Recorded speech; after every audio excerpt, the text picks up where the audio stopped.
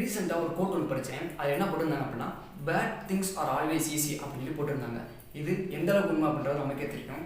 உதாரணத்துக்கு work out பண்ணாமல் இருக்கிறது ரொம்ப ஈஸியான விஷயம். ஜங்க் ஃபுட் சாப்பிட்றது ரொம்ப ஈஸியான விஷயம். அஸ் வெல் அஸ் இது எல்லாமே பார்த்தீங்கன்னா ஒரு பேடான ஹேபிட்ஸ். ரொம்ப அதிகமாக இதே பண்ணிட்டு இருந்தோம் அப்படின்னா நம்ம லைஃப்பில் வந்து பார்த்தீங்கன்னா ஒரு பேரியராக இருக்கும். நம்ம லைஃப்பில் வந்து இது எல்லாமே ஒரு பெரிய பிரச்சனையை உண்டாக்குறதுக்கான வாய்ப்புகள் இருக்குது. அதே மாதிரி நல்ல விஷயங்கள் எப்பயுமே ஹார்டாக தான் இருக்கும். உதாரணத்துக்கு ஒர்க் அவுட் பண்ணுறது, எக்ஸசைஸ் பண்ணுறது, காலைல சீக்கிரம் எந்திரிக்கிறது, எப்பயுமே இந்த ஒரு விஷயத்தை நான் வச்சுக்கோங்க. ஈஸியாக இருக்குன்னு சொல்லிட்டு ஒரு விஷயத்தை செய்கிறோம் அப்படின்னா நம்ம லைஃப் ஹார்டாக மாறிடும். பட் த சேம் டைம் ஒரு விஷயம் ஹார்டாக இருக்குது அப்படின்னா நம்ம லைஃப் ஈஸியாக மாறிடும்.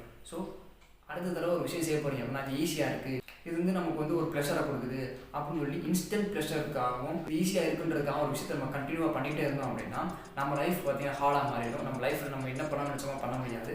பட் கொஞ்சம் சாக்ரிஃபைஸ் பண்ணி ஹார்டான விஷயத்தை சூஸ் பண்ணும்பொழுது நம்ம லைஃப் ஈஸியாக மாறிடும். நம்ம என்ன செய்யணும்னு நினச்சோமோ அதை நம்மளால் செய்ய முடியும். ஸோ அதனால் சூஸிங் அப்படின்ற ரொம்ப கையில் தான் இருக்குது. எந்த விஷயத்தை சூஸ் பண்ண போகிறீங்கன்றதை பார்த்து சூஸ் பண்ணிக்கோங்க. 80-20% அப்படின்றத எப்பயுமே ஃபாலோ பண்ணிக்கோங்க.